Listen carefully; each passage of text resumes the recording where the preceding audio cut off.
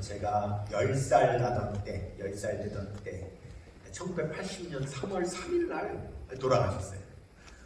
그래서 3일, 4일, 5일 이렇게 3일 장례를 다 치렀는데 3월이면 이제 학기 초가 되잖아요. 그래서 바로 학교를 가야 되니까 제가 이제 초등학교 3학년 학교에 등교를 했어요. 그래서 첫 수업 시간인데 선생님께서 뭐 가정환경 조사라는 것을 해야 된다는 거예요. 그러면서 여러 가지 목록들을 불러가면서 해당되는 사람 손들어 보라고 하는 거죠. 집이 자기 집인 사람 손들어봐. 집에 전화 있는 사람, 피아노 있는 사람, 자동차 있는 사람 뭐 손들으라고 하면서 이제 체크를 하는 거예요. 근데 목록을 들어보니까 저는 손들 게 없어요. 그래서 손을 안 들고 있는데 마지막에 선생님이 그래요. 아버지 없는 사람 손 들어봐요. 제가 아버지 없는 지 3일 됐잖아요. 손을 번쩍 들었죠? 그런데 깜짝 놀랐어요. 우리 반에 저밖에 없는 거죠. 손든 사람이 저밖에 없는 거죠. 아이들이 다 저를 쳐다보고 있는 거죠. 아, 얼마나 창피하던지요. 그래, 하나님 앞에 제가 그 순간에 속으로 기도했다니까요.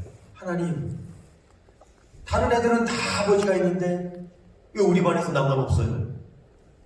왜 나만 아버지가 없어요? 제가 그렇게 기도를 했어요. 이 어린 10살짜리 아이한테 그 선생님의 그 조사한다고 손들으라고 한 게 얼마나 큰 상처가 됐는지 몰라요. 왜냐하면요, 그걸 매년 해요. 4학년 때도요, 저는 아무것도 손들 거 없어요. 마지막에 한번 손들어야 돼요. 애들 다 저 쳐다봐요. 5학년 때도 그래요. 너무 큰 상처가 됐어요. 세월이 흘러서요. 지금으로부터 한 6, 7년 전, 정확하게 제가 그 날짜를 알고 있는데 2015년도였어요. 저희 아버지 이제 돌아가시고 35년 지난 때였죠. 제가 그 신문 기사인데요. 제가 지금 다시 날짜를 보니까 그 기사가 5월 4일자 신문 기사더라고요. 2015년 5월 4일 날 그날이에요. 제가 이렇게 신문을 보고 있는데 신문에 한 목사님이 칼럼을 썼어요. 그 칼럼을 제가 읽는데 너무너무 놀란 거죠. 제가 그 칼럼을 여러분들한테 그대로 읽어드릴게요. 한번 들어보세요. 제목이 뭐냐면 나는 어버이 주일 설교가 벅차다. 이 제목이에요. 내용이 이렇습니다. 나는 아버지가 3살 때 돌아가셔서 아버지라는 말을 어린 시절에 써본 적이 없다. 초등학교 시절에 가정환경조사서라는 것이 있었다. 담임선생님이 반 전체 학생들을 모아놓고 집에 텔레비전이나 전화, 자동차 등이 있는지 조사하는 것이었다. 나는 대부분 손을 들지 못했다. 가난했기 때문이다. 그런데 꼭 손을 드는 것이 있었다. 그것은 아버지 없는 사람이었다. 고학년이 되니까 창피한 마음에 손을 들지 않았다. 그러면 선생님은 꼭 교무실로 불렀다. 아버지 안 계시지? 그런데 왜 손 안 들었어? 내가 입대하여 훈련소에 있을 때 어머님께서 돌아가셨다. 형제들이 훈련병은 휴가 못 나오는 줄 알고 내게 알리지도 않고 장례를 치루었다. 내게 어머니와의 이별 기회도 주지 않은 것이다. 어버이 주일에 강단에 서는 것은 참으로 내게는 고통스러운 날이 되었다. 어버이에 대한 설교를 할 수 없었다. 이런 내용이에요. 저는 제가 겪은 일과 똑같은 일을 겪은 그 내용을 35년 후에 신문에서 읽은 거예요. 여러분 그 신문 기사에 그 목사님 이름, 그 목사님 목회하는 교회 다 나와요. 여러분이 인터넷에서 그 제목 검색하면 여러분도 읽을 수 있어요. 제가 깜짝 놀랐죠. 나하고 어쩜 이렇게 똑같은 일을 겪은 그런 사람이 있나? 그런데 그 기사가요, 35년 만에 저에게 위로가 된 거예요. 왜냐? 그때 제가 하나님 앞에 기도했잖아요. 하나님, 왜 나만 아버지가 없어요? 왜 나만 손들어야 돼요? 그렇게 기도했는데 35년 후에 알고 보니 그날 저 말고도 저하고 똑같이 손든 아이가 있었던 거예요. 그리고 또 공교롭게도 그 손들었던 그 두 아이는 다 목사가 돼가지고 다 목회를 하고 있는 거죠. 참, 여러분, 근데 이 목사님뿐만 아니라 모든 목회자는 1년 중에 가장 설교하기 어려운 주일이 어버이 주일이에요. 어버이 주일 설교하기가 제일 어려워요. 그 이유가 몇 가지 있는데, 첫 번째, 설교자가 효자가 아니에요. 그런데 부모님 공경하라고 하는 설교를 하려니 양심의 가책이 돼서 설교하기가 어려운 거예요. 둘째, 그 부모를 공경하라고 하는 설교를 들어야 되는 분 중에 많은 분들이 이미 부모님이 세상을 떠나고 안 계세요. 이제 와서 부모를 공경하라는 설교를 듣기에 너무 늦어버렸어요. 세 번째, 의외로요, 성도님들 가운데 부모님에 대한 상처, 부모님에 대한 분노, 부모님에 대한 미움이 있는 성도님들이 생각보다 많아요. 그런데 여러분들은 부모를 공경하라는 설교를 듣는 게 괴로운 거예요. 그래서 어버이 주일날 설교하기가 참 어려워요. 그런데 그럼에도 불구하고 목사가 어버이 주일에 설교를 해야 되는 이유. 첫째, 하나님께서 성경에 부모를 공경하라고 말씀하셨기 때문에 설교해야 돼요. 두 번째, 인종, 문화, 역사를 초월하여 인류는 부모님을 공경하는 것이 가장 기본적인 도리예요. 세 번째, 우리가 믿고 따르는 우리의 구주 되시는 예수님께서 부모를 공경하는 도를 보여주셨어요.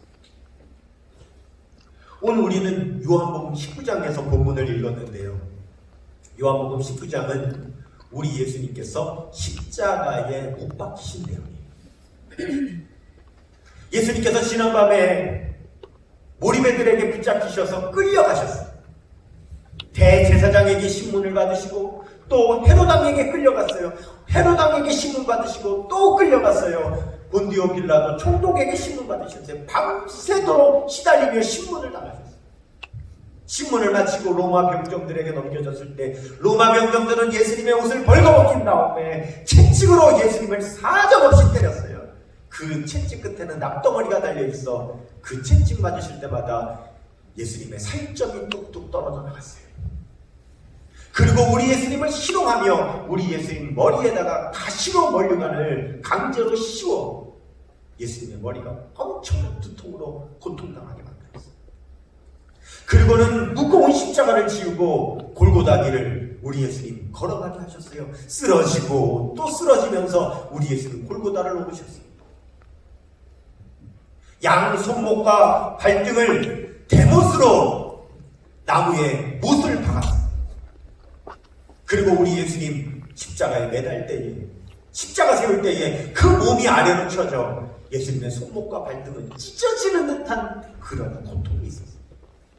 벌거벗긴 채로 그 뜨거운 떼약볕 아래서 예수님 말라가실 때에 예수님의 목마름은 타는 듯하게 고통스러우셨어요. 예수님의 십자가 달리신 모습은요, 너무너무 비참했어요. 너무너무 참혹하고요, 너무너무 저주스러운 모습이었어요. 쳐다보기도 어려운 모습이에요. 너무 흉측해요.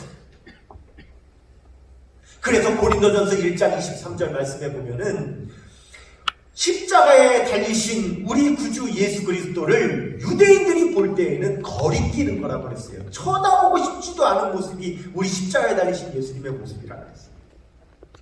그래서 사람들은 십자가 곁에 가려고 하지 않았어요. 십자가 쳐다보려고 하지 않았어요. 그런데 그때 그 예수님 달리신 십자가 가장 가까운 바로 곁에 누가 계셨느냐? 예수님의 어머니 마리아가 예수님의 십자가 곁에 있었어요. 오늘 본문 요한복음 19장 25절 같이 읽습니다. 시작. 예수의 십자가 곁에는 그 어머니와 이모와 글로바의 아내 마리아와 막달라 마리아가 섰는지라. 다른 사람은 다 고개를 돌려도 어머니는 예수님을 바라보고 있었어요. 다른 사람은 다 십자가에 멀찍이 떨어져 있어도 어머니는 십자가 가장 가까운 곁에 있었어요. 사람들은 눈도 마주치지 않으려고 했어요. 그러나 어머니는요, 오직 아들만 바라보고 있었어요. 제가 6살 때 동네에서 놀다가 그만 축대 아래로 제가 떨어졌네요. 축대 아래로 떨어지는데 머리가 무거우니까 머리가 먼저 바닥으로 떨어졌어요. 바닥에 얼굴을 찧었어요. 여기 눈 위에, 이 오른쪽 눈 위에 그만 이 살이 찢어졌어요. 제가 지금도 여기 흉터가 있어요. 그때 뼈가 훤히 드러날 정도로 이렇게 이 살점이 벌어졌다 그래요. 제가 얼마나 울었겠습니까? 피가 철철철철 나죠. 근데 그 모습을 저희 어머니가 발견했어요. 보자마자 달려와서 저를 안고는 병원으로 내달리시는 거죠. 제가 어머니 품에 안겨서요, 저를 안고 가시는 어머니 얼굴을 제가 올려다볼 수 있었어요. 제가 그 기억이 있어요. 그때 저희 어머니의 표정이 어떤 표정이냐, 내가 어떤 형편이든, 내가 어떤 상황이든, 내 모습이 어떻든, 신발을 신었는지 벗었는지, 몸에 피가 튀기는지 안 튀기는지 아무 상관없어요. 그저 오로지 나를 안고 병원으로 달려가 살리겠다고 하는 오직 그 비장한 그 표정으로 저희 어머님이 저를 안고 가시는 그 어머님의 얼굴을 제가 기억해요. 십자가에 못 박혀 있는 아들 곁에 있는 어머니의 얼굴 표정이 어땠을까? 고통받는 아들 때문에 하염없이 울고 계셨을까? 아니면 하나님의 아들이 우리를 구원하기 위해서 십자가에 못 박히시는 그 예수님으로 인하여서 눈물을 삼키며 비장한 표정으로 그 아들을 바라보고 계실까? 그것은 모르겠어요. 그러나 신학자 바클레이가 이 부분에 대해서 이런 표현을 합니다. 어머니 마리아는 예수님께서 왜 십자가에 못 박혀 있는지 이해할 수 없었을 것이다. 그러나 어머니는 언제나 아들을 사랑할 수 있다.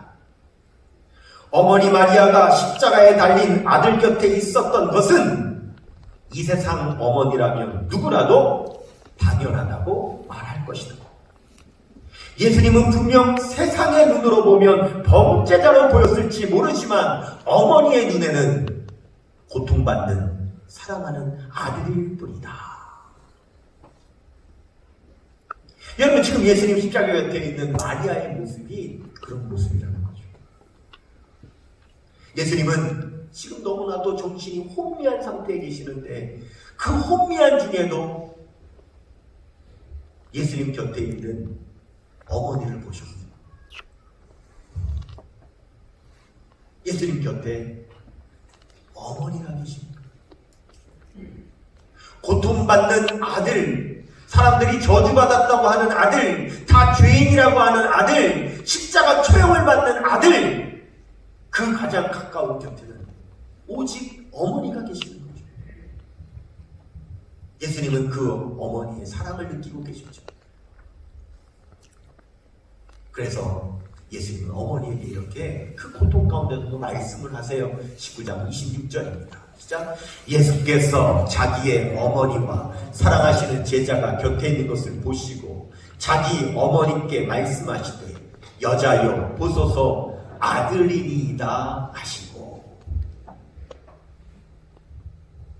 예수님은 이제 십자가에 못 박혀 죽으시면 더 이상 사랑하는 어머니를, 늙으신 어머니를 더 이상 모실 수 없기 때문에 그 옆에 있는 제자 요한에게 대신 부탁을 하시죠. 나 대신 우리 어머니를 너희 어머니로 삼고 나 대신 공경하고 효도해달라. 그 부탁을 하십니다. 27절입니다. 시작. 또 그 제자에게 이르시되 보라 내 어머니라 하신대 그때부터 그 제자가 자기 집에 모시니라. 우리 예수님께서 제자 요한에게 십자가 위에서 부탁하신 그 부탁은 어머니를 맡기는 부탁이었어요. 어머니를 나 대신 공경해달라고 하는 부탁이었어요. 왜요? 여러분, 어머니는요 공경받을 자격이 있으시기 때문에 어머니는 공경을 받아야 하시는데 내가 더 이상 어머니를 공경할 수 없기 때문에 사랑하는 제자 요한에게 나 대신 어머니를 공경해달라고 부탁을 하는 거죠. 여러분, 성경은요 부모를 공경하라고 말씀하세요. 근데 여러분, 성경 안에서 부모를 공경하라는 말씀이 참 많이 나오는데 그 중에 가장 먼저 나오는 말씀이 어디 나오는 줄 아세요? 십계명에 나와요. 출애굽기 20장 12절 보시면은요, 시작. 내 부모를 공경하라. 그리하면 내 하나님 여호와가 내게 준 땅에서 내 생명이 기리라. 여러분, 이게 십계명 안에 있는 말씀. 십계명은 하나님께서 우리에게 주신 가장 기본적인 10가지 계명이죠. 근데 이 십계명은요, 1계명부터 4계명까지는 하나님을 향하여 지켜야 할 계명이 기록되어 있고요, 5계명부터 10계명까지는 사람을 향하여 지켜야 될 계명이 기록되어 있어요. 그런데 이 10가지 계명 중에서 부모를 공경하라는 계명을 우리 하나님께서 특별히 5번째 넣어놓으신 이유가 있습니다. 그 첫 번째 이유, 부모를 공경하는 것이 사람을 향하여 지켜야 될 계명 가운데 첫 번째 계명이기 때문에 부모를 공경하는 것이 그 어떤 것보다 가장 우선해야 되는 계명이기 때문에 5번째 넣어놓으신 거예요. 한 가지 이유가 더 있어요. 10계명 가운데는요, 6번째 가면 살인하지 말라는 계명이 있습니다. 여러분, 사람이 하지 말아야 되는, 하나님께서 절대 금하시면서 하지 말라고 하시는 계명, 살인하지 말라는 거예요. 살인하면 안 되죠. 가장 무거운 계명일 거예요. 그런데 그 무거운 계명보다도 부모를 공경하라는 계명이 앞에 있어요. 그 어떤 무거운 계명보다도 우리가 무겁게 지켜야 되는 계명이 여러분 바로 부모를 공경하라는 계명이라는 거죠. 우리가 왜 부모를 공경해야 됩니까? 낳아주셨으니까, 길러주셨으니까, 부모님이니까 당연합니다. 그런데 여러분, 이 부모를 공경하라는 말씀에 뜻이 있어요.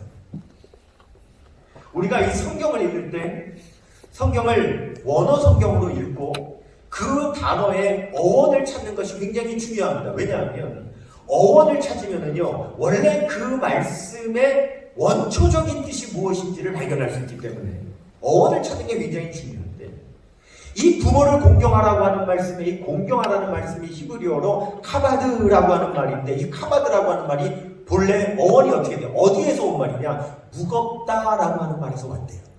뭐라고요? 무겁다. 부모를 공경하라는 말이 무겁다라고 하는 말에서 왔어요. 무슨 말이냐? 우리가요, 이 무겁다라고 하는 말은 느낌의 단어거든요. 무겁다, 가볍다, 느끼는 거라고. 부모를 공경하라는 것은요, 부모님에게서 무거움을 느껴야 된다. 그럼 우리가 부모님에게서 어떤 무거움을 느낄까요? 부모님의 몸무게? 부모님의 재산? 안타깝게도 연로하실수록 부모님의 몸무게는 가벼워지고, 연로하실수록 부모님의 재산도 가벼워지죠. 여러분, 성경에서 부모님을 공경하라, 부모님의 무게를 느끼라고 하는 것은요, 여러분, 제가 처음에 말씀드렸어요. 전 효자가 아니라고요. 여러분들에게 한번 물어볼게요. 남자분들 중에 나는 효자다라고 당당하게 말하실 수 있는 분이 있어요? 나는 효녀라고 당당하게 말하실 수 있는 분이 있어요? 아마 자식 중에 나는 효자입니다, 나는 효녀입니다, 당당하게 말하실 수 있는 분 거의 없을 거예요. 그런데 반대로요, 부모님에게 물어보면 어떻게 될까요? 부모님은요, 대부분 내 아들 효자입니다, 그렇게 말하시고요, 내 딸 효녀입니다, 그렇게 말합니다. 나는 분명히 효자가 아니고 나는 분명히 효녀가 아닌데도 부모님은 내 자식은 효자고 효녀라고 말한다는 거죠. 왜요? 부모님은요, 자녀를 기억할 때 자녀에 대해서 좋은 점, 자녀가 잘하는 거, 그것만 골라서 일부러 기억하려고 하는 선택적 기억력의 무의식이 있어요. 부모는요, 가급적이면 부모한테서 자녀에 대해서 좋은 것만 기억하려고 해요. 그러니까 내 자녀 효자다, 효녀다 하는 거예요. 그런데 반대로요, 자녀는 그 부모님만큼 부모님에 대한 좋은 점을 그렇게 기억하고 있지 못하죠. 부모님이 내 자녀 자녀를 효자, 효녀라고 부르실 수 있는 이유는요, 우리에게 수많은 불효의 허물이 있지만, 불효의 죄가 있지만, 부모님의 그 사랑이 베드로전서 4장 8절, 사랑은 허다한 죄를 덮어줍니다. 그 사랑으로 다 덮어주시기 때문에. 여러분, 날 때부터 죄인 아닙니까? 원죄를 가지고 태어났습니다. 그리고 살면서 얼마나 많은 죄를 지었습니까? 그럼에도 불구하고 하나님께서 우리를 의롭다고 여겨주시는 그 이유는 바로 하나님의 사랑이 우리의 죄를 다 덮어주셨기 때문에, 우리가 하나님께로부터 의롭다고 여김받는 것처럼 우리가 효자가 아니고 효녀가 아님에도 불구하고 우리의 부모님이 우리를 효자, 효녀라고 해주시는 이유는 부모님의 사랑으로 우리의 모든 다 우리의 허물을 덮어주시기 때문에 그런 거죠. 여러분, 다윗왕이요, 아들 압살롬의 반역에 의해서 왕궁에서 쫓겨났죠. 왕자에서 쫓겨났어요. 아들 압살롬이 아버지 왕위를 자기가 차지하겠다고 해서 아버지를 쫓아냈어요. 아버지 죽이려고 해서. 다윗왕이 도망다닐 때요, 모든 백성들로부터 손가락질 받았어요. 도대체 아들을 어떻게 키웠으면 아들이 아버지를 배신하고 저렇게 왕위를 차지하냐. 압살롬은요, 아버지에게 수치심을 심어준, 아버지를 수치스럽게 만든 그런 불안당 같은 아들이에요.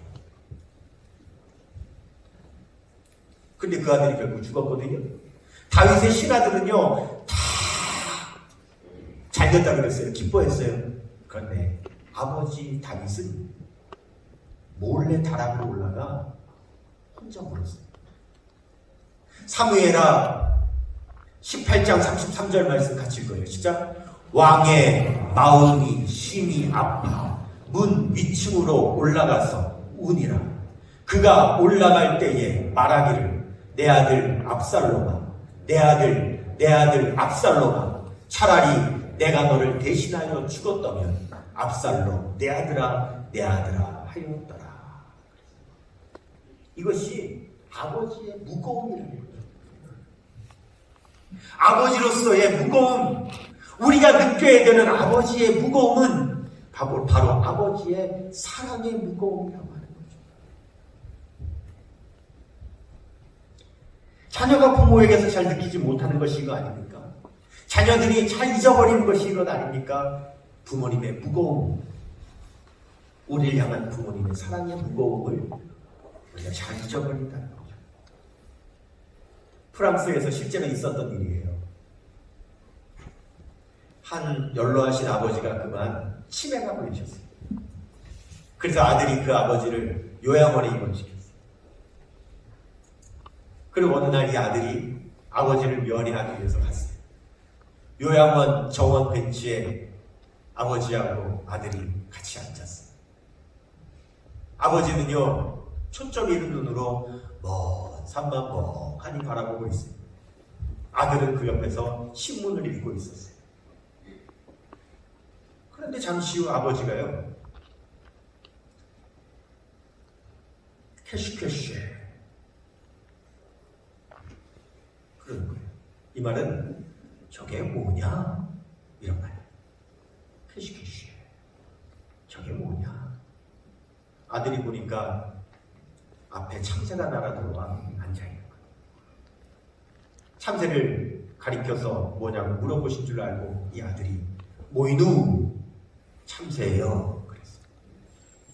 그 참새는 날아가 버렸어요. 아버지는 다시 초점의 눈으로 다시 산을 보고 또 잠시 후 참새가 날아들었어요. 아버지는 물었어요. 캐시캐시 저게 뭐냐? 모이누 참새예요. 참새는 또 날아갔어요. 잠시 후 참새가 또 날아왔어요. 캐시캐시 저게 뭐냐? 모이누! 아버지, 제가 몇 번을 말해요. 참새라고요. 아버지 왜 자꾸 물어봐요? 참새라니까요. 아버지 자꾸 왜 그래요? 아들이 짜증이 나서 보러 아버지한테 화를 냈어요. 아버지가 자리에서 일어났어요. 아버지 또 어디 가려고 그래요? 가만히 있으라고. 아들을 가만히 앉혀놓고 아버지가 잠시 다녀왔어요. 아버지 손에는 낡은 노트 한 권이 들려 있었어요. 아들에게 건네줘 읽게 했어요. 아들이 펼쳐보니 그 노트는 다름 아니라 아버지의 젊은 날의 일기장이었어요. 그 일기에는 이렇게 써 있는 거예요.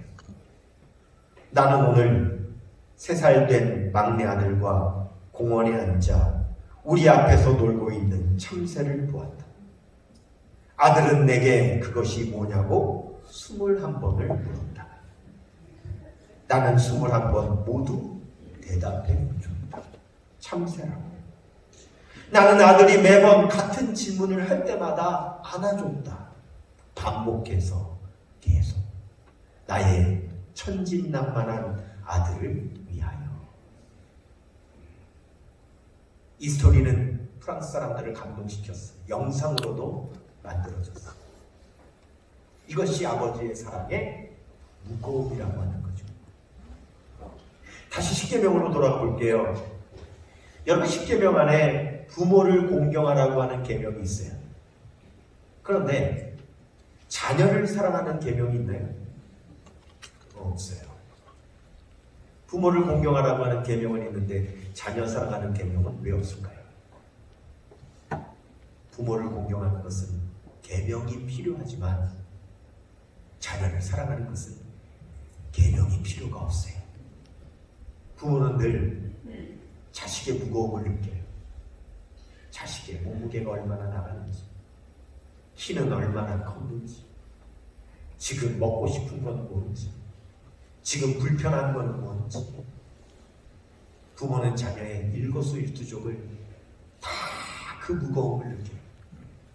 그러나 자녀는 그만큼 부모의 무거움을 느끼지 않기 때문에 부모를 공경하라. 그 공경하라는 말씀은 부모의 무거움을 느끼라는 그런 뜻을 가지고 있는 거죠. 부모를 공경하는 것은 부모의 무거움을 느끼는 것에서부터 시작이 된다는 거죠. 부모의 사랑을, 부모의 마음을, 부모가 내게 베풀어준 그 은혜를, 그 무거운 무게를 느끼는 데서부터 부모 공경은 시작된다는 거죠.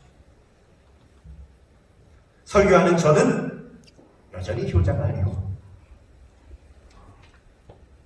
이미 부모님이 세상을 떠나신 분들은 효도할 부모님이 계시지 않으면 아직도 아물지 않은 부모께 받은 상처로 괴로워하고 있는 분들도 여전히 있습니다.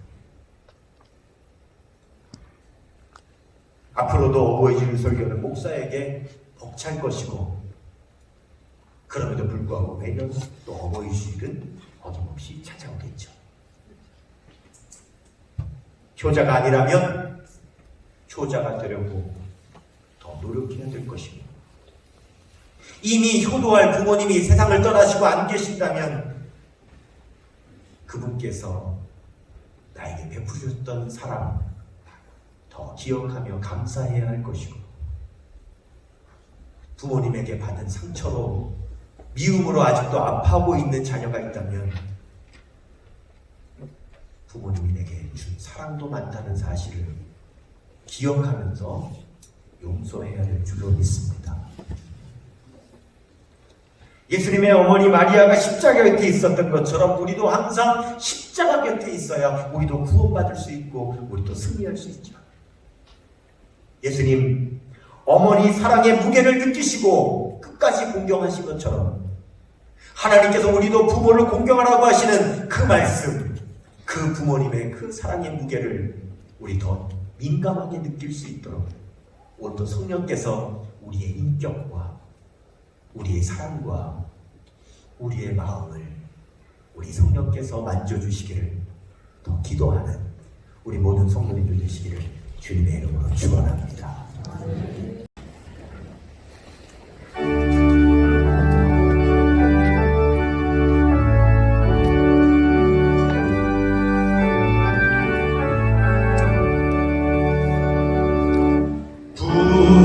부모님의 넓은 사랑 귀하고도 귀하다. 그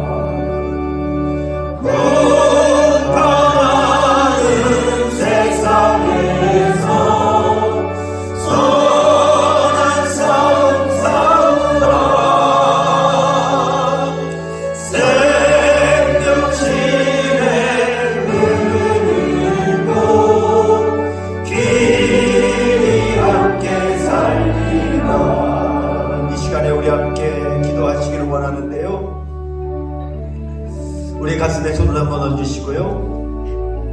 부모를 공경하라는 말씀의 뜻은 부모의 무게를 느끼라는 뜻입니다.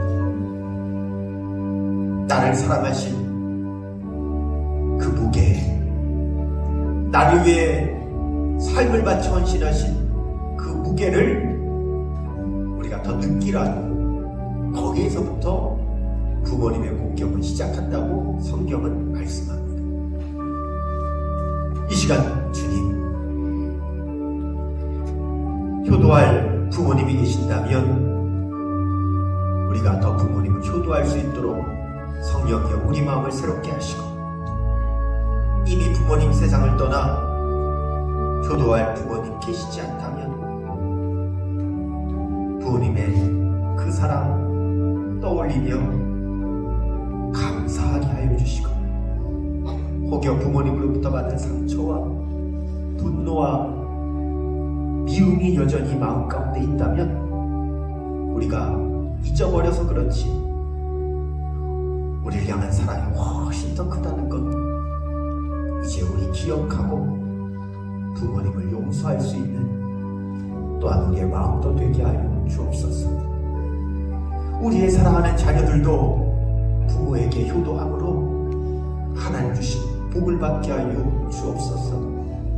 우리 그 마음 가지시고 기도하겠습니다. 기도합니다. 사랑과 은혜가 충만하신 하나님 아버지, 주님의 은혜와 사랑에 감사합니다. 오늘 예배드리며 주님의 말씀을 들었습니다. 아버지, 부모님의 무거움을 느낄 수 있기를 원합니다. 이제 연로하셔서 몸무게는 가벼워지시고, 하나님 우리들 위하여 다 헌신하시느라 가진 재산도 많이 가벼워지셨지만, 그러나 부모님의 사랑의 무게만큼은, 우리를 향하여 헌신하신 그 헌신의 무게만큼은 너무너무 무거워. 아버지 하나님, 내가 그 무게를 느낄 수 있게 하여 주시옵소서. 하나님, 또 부모님에게 효도할 마음을 갖게 하여 주시고, 하나님, 효도할 부모님 계시지 않는다면 하나님, 그 사랑의 마음, 그 사랑의 기억 간직하게 하여 주시고, 혹여 부모님에 대한 미움과 아픔과 상처의 마음이 있다면 이 시간 위로하시고 치유하시고 아버지 하나님이여 다 회복시켜 주시옵소서. 우리의 사랑하는 자녀들이 부모에게 효도함으로 하나님 주시는 복을 받게 하여 주시옵소서.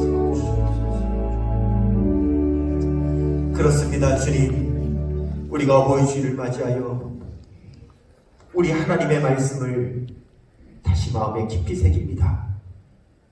부모님의 무게를 느낄 수 있기를 원합니다.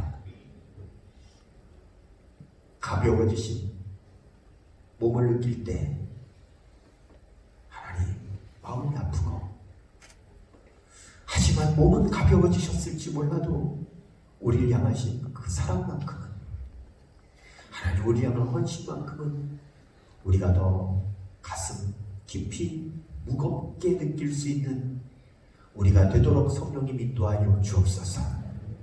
이미 부모님 세상 떠나 살아계시지 않다면 부모님 베풀어 주신 사랑 다시 한번 기억하며 감사하는 시간 되게 하시고, 혹시 부모님께 받은 상처와 미움과 고통이 있어 괴로운 성도 있다면 주님 베풀어 주신 사랑을 기억하여 용서하고 치유받을 수 있게 하여 주옵소서. 우리의 사랑하는 자녀들 또한 하나님의 말씀 듣고 부모에게 효도함으로 하나님 기뻐하시고 하나님 복 주시는 자녀로 살아갈 수 있게 하여 주옵소서. 특별히 우리 연로하신 어르신 성도님들 육신의 연약함으로 고통당하지 않도록 주님 치유하여 주시옵소서. 이 시간 가슴에 손을 얹고 기도하는 성도들, 나사렛 예수 그리스도 우리 주님의 이름으로 명하노니 소원의 항구로 인도될지어다. 아멘. 기도 제목마다 응답받을지어다. 아멘. 흉악의 결박은 풀어질지어다. 아멘. 문제는 해결될지어다. 아멘. 아픈 통증은 사라질지어다. 아멘. 병만은 떠나갈지어다. 아멘. 가정의 우한, 질고 다 사라질지어다. 아멘. 지금은 우리의 구주가 되시는 예수 그리스도의 은혜와 하나님 아버지의 극진하신 사랑하심과 성령님의 감화감동인도 교통하심의 역사가 부모를 공경하라고 하신 그 말씀의 뜻을 새기며 십자가 곁에 섰던 어머니의 사랑의 무거움을 느끼시고 끝까지 어머니 공경하기를 부탁하셨던 그 주님의 모습에 우리가 하나님 또 감동하여 우리도 주님 따라 살기를 다시 한번 결단하며 성령님 우리의 인격을 만져주세요. 성령님 우리의 삶을 인도하여 주세요. 주님 말씀에 순종하는 그런 삶 살아갈 수 있도록 도와주세요. 하나님 소원하는 주의 백성들의 삶과 가정과 일터와 몸된 교회 위에 이제부터 영원토록 함께 하시기를 간절히 축원하옵나이다. 아멘.